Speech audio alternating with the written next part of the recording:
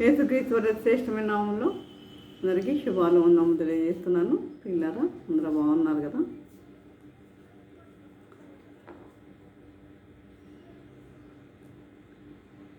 ఈరోజు నేను ధ్యానించిపోయే అంశం ఏంటంటే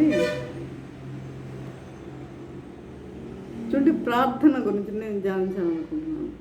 క్రైస్తవ ప్రార్థన.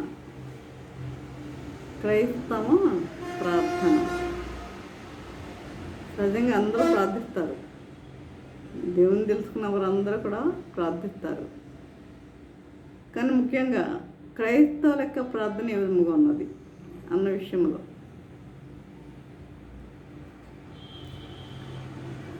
ముందు తిన్న ప్రార్థన చేసుకుందాం. పరిశుద్ధ ప్రేమగల తండ్రి, నీ పరిశుద్ధ పాదం స్తోత్రం దేవా ప్రభా. తండ్రి ఇంతవరకునైనా ప్రభా నీ వాక్యం ద్వారా తండ్రి మాతో మాట్లాడిన విధానం బట్టి నైనా నీ వందనం తెలియజేసుకుంటున్నాను ప్రభా. తండ్రి నీ వాక్యంతో మొత్తం మాట్లాడండి నైనా ప్రభా. తండ్రి అదే విధమైన ప్రభా ప్రతి ఒక్కరు తండ్రి మిగిలిన దేవుడు దయించగలమనుకున్న వాక్యానుసారంగా జీవించే జీవితం దయచేయమని మా ప్రభు అనేసి నమ్రత్మారు నమ్మగా వేడుకుంటున్నాము తండ్రి. ఆమేన్. చెప్పాను కదా అంశం క్రైస్తవ ప్రార్థన. అది ప్రార్థించడానికి క్రైస్తవులకు ఏమి అవసరము, ఏమి కావాలి? ప్రార్థించడానికి క్రైస్తవులకు ఏమీ అవసరము చూద్దామా? చూడండి, యాకోబు పత్రిక 4వ అధ్యాయము 8 నుండి 10 వచనాలు చూద్దాం.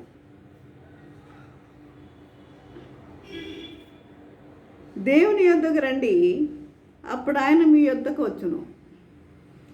దేవుని యొద్దకు రండి. ఎవరు వెళ్ళరు కదా, ఎవరు వెళ్ళరు. కానీ ఇంట్లో కూర్చొని ప్రార్థిస్తూ ఉంటారు. ఆయన ఆవరణంలో ఒక నిమిషం గడిపితే 1000 దినముల కంటే శ్రేష్టమని దేవుని వాక్యం తెలియజేస్తుంది.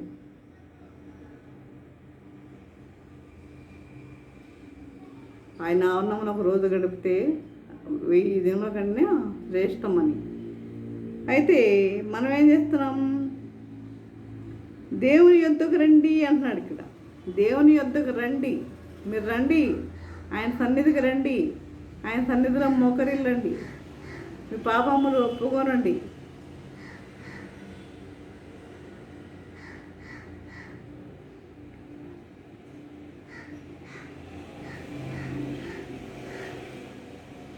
అప్పుడు ఆయన మీ యొద్దకు వచ్చును. అప్పుడు ఆయన మీ యొద్దకు వస్తాడు. ఎప్పుడైతే మీరు దేవుని సన్నిధికి వెళ్తారో అప్పుడు ఆయన మన దగ్గరికి వస్తాడు కదా. 100% ఆయన మన యొద్దకు రావాలి అంటే మనం దేవుని సన్నిధికి వెళ్ళే వరంగా ఉండాలి. చాలామంది కొన్ని అనారోగ్య సమస్యల వల్ల వెళ్ళలేకపోవచ్చు. ఆరోగ్యంగా ఉన్నవారు వెళ్ళండి, వెళ్ళేవారిగా ఉండాలి. అదే పాపలారా మీ చేతులను శుభ్రం చేసుకునండి, మీ చేతులను శుభ్రం చేసుకునండి. చేతులు శుభ్రం చేసుకోవడం అంటే చేతులకు మలినం అంటుకోకుండా, మలినం అంటే పాపం అంటుకోకుండా శుభ్రం చేసుకోండి అంటుంది. మీ చేతులను శుభ్రం చేసుకునండి. ద్విమనస్కులారా మీ హృదయములను పరిశుద్ధపరచుకునండి. ద్విమనస్కులారా మీ హృదయములను పరిశుద్ధపరచుకునుడి. విమనస్కులు అంటే అటు లోకం కావాలి, ఇటు దేవుడు కావాలి. ఈ రెండు ఉన్నవారు దేవునికి ఇష్టము లేదు. ఇక్కడ పైన చూస్తాం 4వ వచనంలో, వ్యభిచారులారా ఈ లోక స్నేహము దేవునితో వైరమని మీరెరుగరా? ఈ లోక స్నేహము దేవునితో వైరమని మీరెరుగరా? ఉంటే దేవునిలో ఉండండి, లేదా లోకంలో ఉండండి. అలా కాదు, మాకు దేవుడు కావాలి, లోకం కావాలి అంటే దేవుడు మీ వద్దకి రాడు. అది పాపులారా మీ చేతులను శుభ్రం చేసుకోండి. దిమనస్కులారా మీ హృదయములను పరిశుద్ధపరచుకోండి. వ్యాకులపరుడి, దుఃఖపడుడి, ప్రార్థనలో దుఃఖపడండి, వ్యాకులపడండి, ఏడవండి. మీ నవ్వు దుఃఖమునకును మీ ఆనందము చింతకును మార్చుకునండి. ప్రభు దృష్టికి మిమ్మల్ని మీరు తగ్గించుకొనండి. ప్రభు దృష్టికి మీరు ఎలా ఉండాలి? తగ్గించుకునే వారిగా ఉండాలి.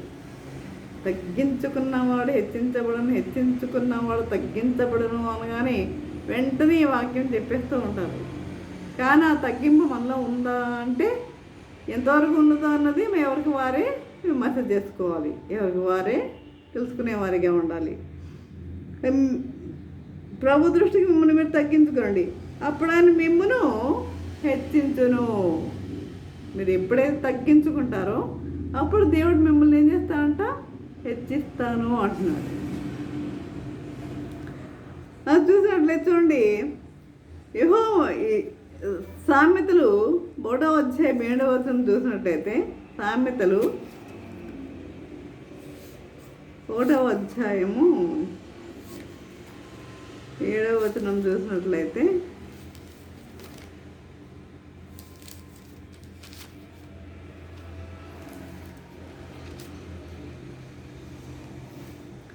యెహోవా యందు భయభక్తులు కలిగినట తెలివికి మూలము. యెహోవా యందు భయభక్తులు కలిగినట తెలివికి మూలము. యెహోవా యందు భయభక్తులు కలిగి జీవించే వారిగా ఉండాలి. ఆయన అంటే భయం, భక్తి అనేది ఉండాలి. మన ఇతరుల పట్ల మనము కొంతమంది ఇతరుల పట్ల ఏం చేస్తూ ఉంటారు? చెడ్డగా మరి ఇద్దరు ముగ్గురు కలిసారంటే ఏం చేస్తారు? ముసలమ్మ ముచ్చట్లలో ఏం చేస్తూ ఉంటారు? వారి గురించి వీరి గురించి చెప్పుకుంటూనే ఉంటారు. అది పాపం కాదా? నువ్వు చేస్తుంది పాపం కాదా? రోజు మరి దేవుడు నిన్ను ఎలా క్షమిస్తాడు? క్షమించాడు. కనుక యెహోవా యందు భయభక్తులు అవసరం. ఈ భయభక్తులు అవసరం. ఎప్పుడు దేవుని సన్నిధికి వెళ్ళు, దేవుని సన్నిధిలో ఉండి పాటలు పాడు, ప్రార్థన చెయ్యి, వాక్యం చదువు. ఎన్ని చేసినా నువ్వు ఇది మానకపోతే దేవుని నీకు భయభక్తులు లేనట్లే. ఏదో నామకార్థకంగా చేస్తున్నాం అన్న ఫీలింగ్ అంతే తప్ప ఇంకంతకన్నా ఏమీ లేదు అక్కడ. కాబట్టి యెహోవా యందు భయభక్తులు అవసరము. ఆ దానియేలు గ్రంథం చూసినట్లయితే యెహోవా యందు భయభక్తులు కలిగి ఉంటా దేనికి?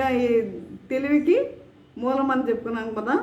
చూడండి, అదే దానియేలు గ్రంథము 3వ అధ్యాయం 16వ వచనంలో కూడా చూసినట్లయితే, దానియేలు గ్రంథము 3వ అధ్యాయము 15వ వచనం చూసినట్లయితే, భయభక్తులు కలిగి ఉంటే తెలివి ఎలా వస్తుందన్న విషయంలో ఇక్కడ మనకి తెలియజేస్తున్నాడు. భయభక్తులు కలిగి ఉంటే తెలివి ఎట్లా వస్తుందనేది 3వ అధ్యాయము 16వ వచనము చూడండి. ఇక్కడ నెబుకద్నెజరు ఏం చేశాడు? పెద్ద విగ్రహం తయారు చేసి పెట్టాడు. పెద్ద విగ్రహం తయారు చేసి పెడితే మీరు అధ్యాయం చదువుకోవచ్చు. పెట్టి దానికి అందరూ కూడా నమస్కరించాలి, లేకపోతే వారిని 7 అంతల అగ్నిగుండంలో పడవేస్తాము అని చెప్పాడు. అయితే అక్కడ ఉన్నారు మనకి ఎవరు? షడ్రక్, మెషక్, అబేద్నెగోలు. వీరు ఏం చేశారు? రాజుతో ఇలాగు చెప్పిరి. 16వ వచనం చూడండి. ఇలాగు చెప్పిరి, నెబుకద్నెజరు చూడండి, రాజుని అంతకి ధైర్యంగా పేరుతో పిలుస్తున్నారంటే వారికి ఎంత ధైర్యం చూసారా? ఎందువల్ల అంత ధైర్యం వచ్చింది? మన ప్రభువు అసలైన రాజు, రాజులకు రాజు, ప్రభువులకు ప్రభు ఆయన. కాబట్టి నెబుకద్నెజరు అని పిలుస్తున్నారు. ఇందుని గురించి నీకు ప్రత్యుత్తరం ఇయ్యవల్లని చింత మాకు లేదు. ఇందుని గురించి మీకు ప్రత్యుత్తరం ఇయ్యవలన చింత మాకు లేదు. మేము సేవించున్న దేవుడు మండుతున్న వేడిమి గల ఈ అగ్నిగుండంలో నుండి మమ్మల్ని తప్పించి రక్షించుటకు సమర్థుడు. ఈ మండుతున్న అగ్నిగుండంలో నుండి తప్పించి రక్షించుటకు సమర్థుడు. ఒకవేళ ఆయన రక్షించకపోయినను రాజా, నీ దేవతలకును మేము పూజింపమనియు నీవు నిలువబెట్టించిన బంగారు ప్రతిమకు నమస్కరింపమనియు తెలుసుకొనుము. అందుకేం చేస్తున్నాడు? నెబుకద్నెజరు అత్యాగ్రహం పొందినందున షడ్రక్ మెషక్ అబేద్నెగో అయిన వారి విషయంలో ఆయన ముఖము వికారం ఆయన గనక, అంటే ఆ విధంగా పేరుతో పిలిచి ఆ విధంగా అంటున్నారంటే వాడికి ఎంత ధైర్యం అని చెప్పి ఆయన ముఖం వికారం ఆయన గనక గుండము ఎన్నటికన్నా 7 అంతలు వేడిమిగా చేయమని ఆజ్ఞ ఇచ్చాను. మరియు తన సైన్యంలో నుండి బలిష్ఠుల్లో కొందరిని పిలువనంపించి షడ్రక్ మెషక్ అబేద్నెగోను బంధించి వేడిమి గల మండుతున్న ఆ గుండములో వేయుడని ఆజ్ఞ ఇయ్యగా వారు అంగీలను నిలువుటంగీలను పై వస్త్రములను తక్కిన వస్త్రములను తీయగే యున్నపాడున ముగ్గురిని వేడిమి గల అగ్నిగుండములో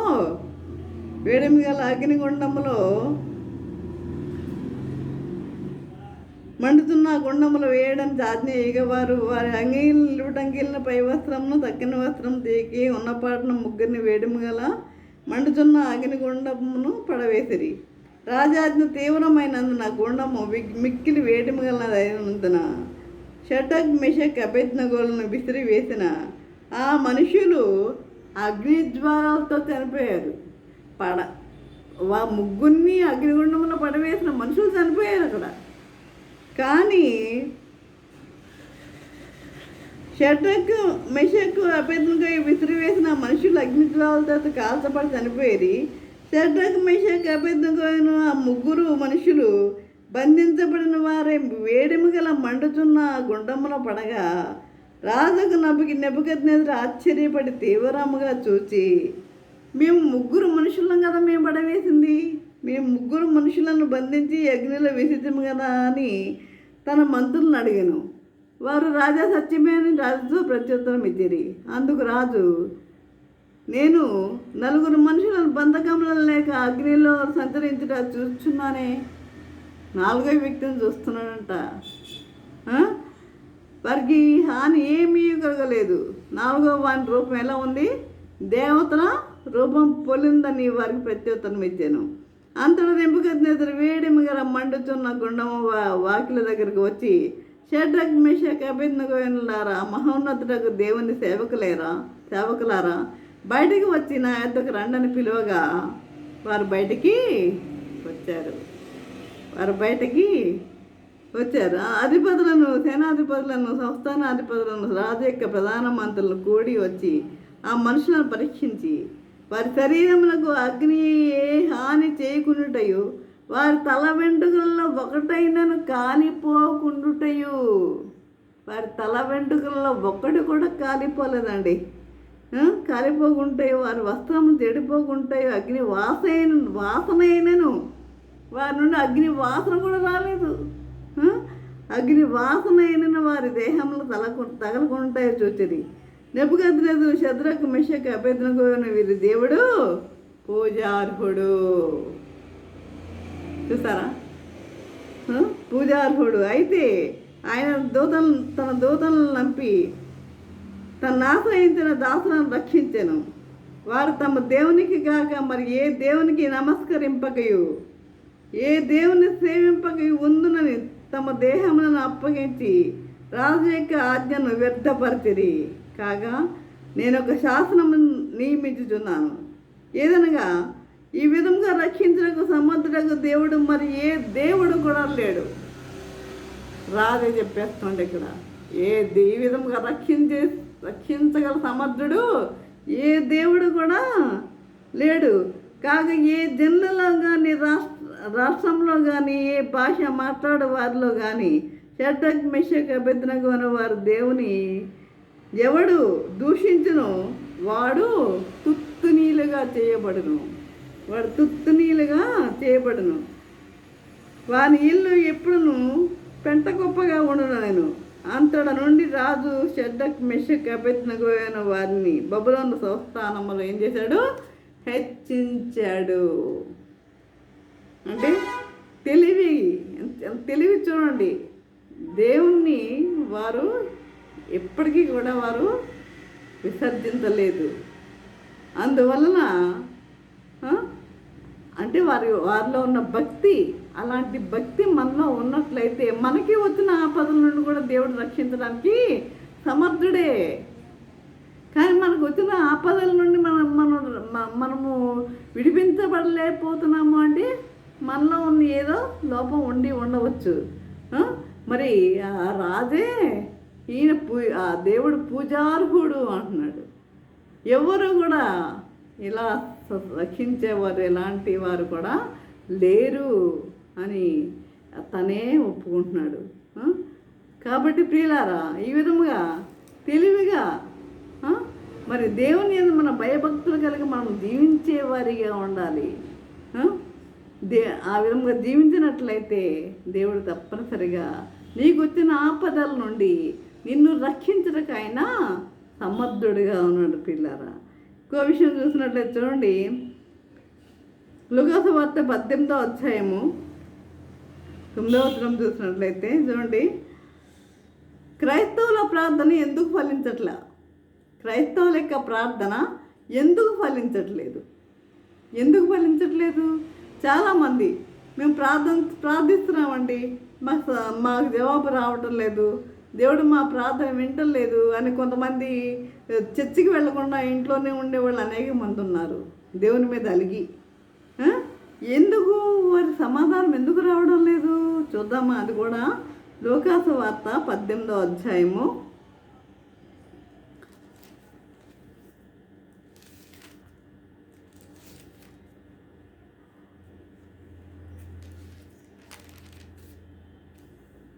9వ వచనము చూడండి.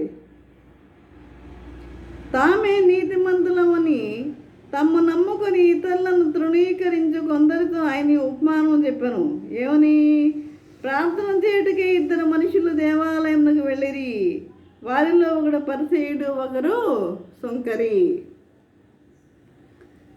పరిసయ్యుడు నిలువబడి దేవా, నేను చోర్లను, అన్యాయస్తులను, వ్యభిచారులనైనా ఇతర మనుషులనైనా నీ సుంకర వల్లనైనా ఉండనందున నీ కృతజ్ఞతాస్తుతులు చెల్లించుచున్నాను.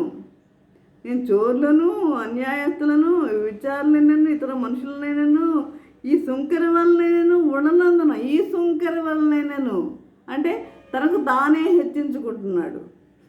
సుంకర వల్లనైనాను ఉండనందున అంట నీ కృతజ్ఞతాస్తుతులు చెల్లించున్నాను.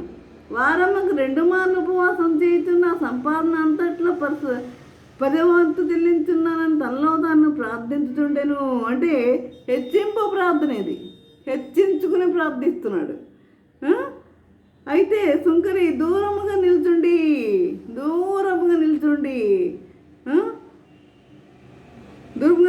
ఆకాశం వైపు కన్నులెత్తుటకైన ధైర్యం చాలక రొమ్ము కొట్టుకొనుచు, దేవా పాపినైన నన్ను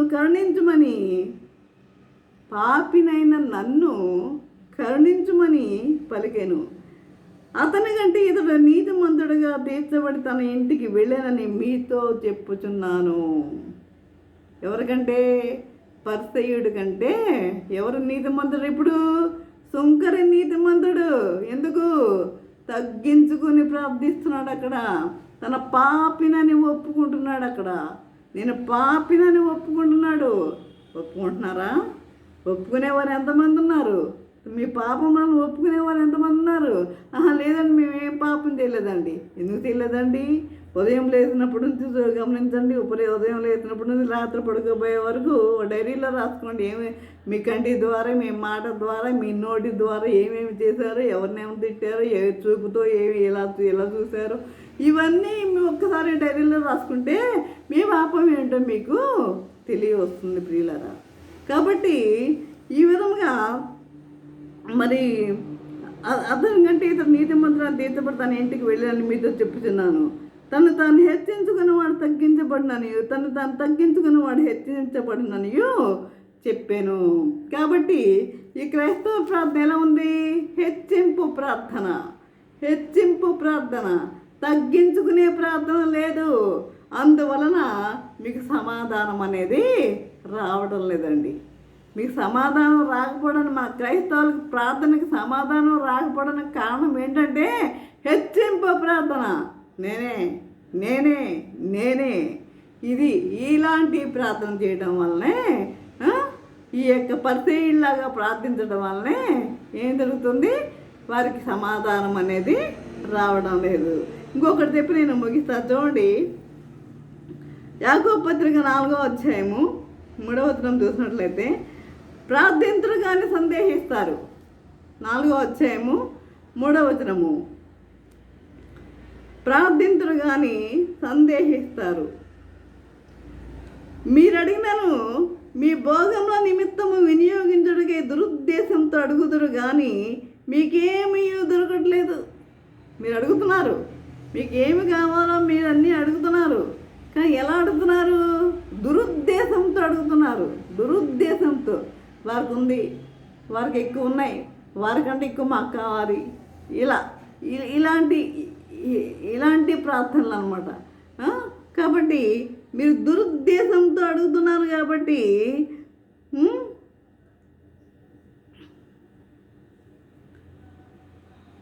మీకేమీ దొరకట్లేదు. మీకేమీ దొరకట్లేదు, మీరు దురుద్దేశంతో అడుగుతున్నారు. కాబట్టి మనం ఏం అడగాలి? ఎలా అడగాలి ప్రార్థన అంటే, ప్రభువా నీ చిత్తం, నాకేం కావాలో నీకు తెలుసు, నాకేమీ అవసరమో నీకు తెలుసు, నీ చిత్తం వచ్చినట్లుగా నన్ను చెయ్యి, నీ చిత్తం వచ్చినట్లుగా నన్ను నడిపించు అని ప్రార్థించండి. మీకు కావాల్సిన ఈవులేంటో ఆయనకి తెలుసు, ఆయన ముందే తెలుసు. నువ్వు అడగక్కర్లేదు, నువ్వు దురుద్దేశంతో నువ్వు అడగాల్సిన అవసరం లేదు. అందువలన ఈ హెచ్చింపు ప్రార్థనలు, ఇలాంటి దురుద్దేశంతో ప్రార్థించడం వలన మీకు ఏమీ కూడా దొరకటలేదు ప్రియులారా. మీకు ఏమీ దొరకపోవడం గల కారణం ఏంటంటే మీరు దురుద్దేశంతో అడుగుతున్నారు. కాబట్టి ఇంకొకటి చూడండి, ఎఫెసీయులకు రాసిన పత్రిక 5వ అధ్యాయము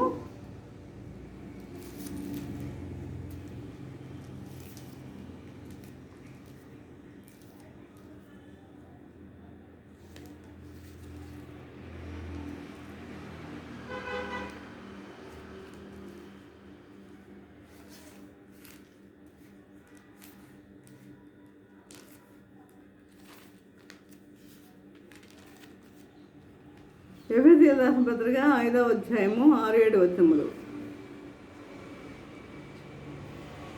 వ్యర్థమైన మాటల వల్ల ఎవడును మిమ్మల్ని మోసపరచనీయకుడి. ఇట్టి క్రియల వలన దేవుని ఉగ్రత అవధేయులైన వారి మీదకి వచ్చును కనుక మీరు అట్టి వారితో పాలివారై ఉండకుడి. వ్యర్థమైన మాటల వలన దేవుని ఉగ్రత అవిధేయులైన వారి మీదకి వచ్చును. దేవుని ఉగ్రత ఎవరి మీదకి వస్తుందంట? అవిధేయులైన వారి మీదకి వస్తుందంట. అంటే విధేయత లేని వారి మీదకి వస్తుందంట. మనము విధేయత కలిగి జీవించే వారిగా ఉండాలి. విధేయత కలిగి జీవించే వారిగా ఉండాలి. కాబట్టి దేవుని ఉగ్రత ఎవరి మీదకి వస్తుంది? అవిధేయులైన వారి మీదకి వచ్చును కనుక మీరు అట్టి వారితో పాలివారై ఉండకుడి. కాబట్టి ఈ విధంగా ఉండాలని ప్రభువు తెలియజేస్తున్నాడు. ఈ విధంగా మనం ఇలాంటి ప్రార్థనలు మనం చేయడం వలన మనకి ఏం జరుగుతుంది? మనకి సమాధానం అనేది మనకి కలగట్లేదు పిల్లరా. కనుక ఈ విధంగా మనము ఉండకుండా దేవుని యందు మనం భయభక్తులు కలిగి మనం జీవించేవారిగా, యథార్థత నీతి కలిగి జీవించేవారిగా ఉండాలని ప్రభువు తెలియజేస్తున్నాడు. ఈ విధంగా జీవించడానికి పరిశుద్ధాత్మ దేవుడు సహాయం చేసి నడిపించునుగాక. ఆమేన్. మన విధేయత కలిగి మనము జీవించేవారిగా ఉండాలి. ఒకటి చూడండి, ఏం ప్రార్థించడం క్రైస్తవులకి ఏం అవసరం అని చెప్పాను. ఏం అవసరం మనకి ప్రార్థించటకు క్రైస్తవులకి ఏం అవసరం అని చెప్పాను. యెహోవా యందు భయభక్తులు కలిగి జీవించాలని చెప్పా. యెహోవా యందు భయభక్తులు కలిగి జీవించటే తెలివికి మూలం. తెలివి కలిగి జీవించినట్లయితే నీకు కావాల్సింది నీవు పొందుకోగలవు. ఎప్పుడు తెలివి వస్తుంది, నీకు జ్ఞానం వస్తుంది అంటే ఆయన యందు భయభక్తి కలిగి నువ్వు జీవించినట్లయితే. నువ్వు ప్రార్థిస్తారు కానీ మీరు సందేహిస్తారు. ఆ సందేహం అనేది మనలో ఉండకూడదు. సందేహించి ప్రార్థన చేసేవారికి మనం ఉండకూడదు. మన అవిధేయత వల్ల కూడా మనకి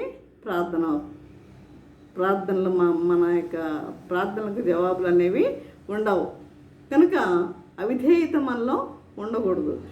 అవిధేయులైన వారికి దేవుని ఉగ్రత వస్తుందని దేవుని వాక్యము తెలియజేస్తుంది. కాబట్టి మన విధేయత కలిగి మనము జీవించే వారిగా ఉండాలి. ఈ విధంగా జీవించడానికి పరిశుద్ధాత్మ దేవుడు సహాయం చేసి నడిపించను గాక. ఆమేన్. నేను ప్రార్థన చేసుకుందాం. పరిశుద్ధ ప్రేమ గల తండ్రి, నీ పరిశుద్ధ పాదముస్తోత్రం దేవా ప్రభా. తండ్రి, ఇంతవరకు నేను ప్రభా నీ వాక్యం ద్వారా తండ్రి మాతో మాట్లాడిన విధానం బట్టి నైనా మీకు వందనం తెలియజేసుకుంటున్నాం ప్రభా. తండ్రి, ఇదిగోనైనా మరి క్రైస్తవుల యొక్క ప్రార్థన ఎవరు ఉన్నదన్న విషయంలో మేము ధ్యానించుకుని ఉన్నాం నాయన ప్రభా. తండ్రి, ప్రతి ఒక్కరూ నాయన వాక్యం ఈ యొక్క మరి వాక్యం విని తండ్రి మరి వారి యొక్క ప్రార్థనలు మార్చుకునే వారిగా ఉంటూ కృప చూపండి నాయన ప్రభా. నీ యందు భయభక్తులు కలిగి జీవించే వారిగా ఉండకు నీకు అనుగ్రహించమని తండ్రి, నీ యందు విధేయత కలిగి జీవించే వారిగా ఉండకు నీకు దయచేయమని నజరేయుడైన యేసయ్య బ్రతిమాలు వినమ్గా వేడుకుంటున్నాము తండ్రి. ఆమేన్. తండ్రి అయిన దేవుని ప్రేమయు, కుమారుడైన యేసుక్రీస్తు కృపయు, పరిశుద్ధాత్మక సహవాసము సకల దేవుని సదాకాలము ప్రభా. తండ్రి, ఎంతమంది అయితే ప్రభా వాక్యం విని ప్రతి ఒక్కరికి తోడు నిలిచిండను గాక. ఆమేన్.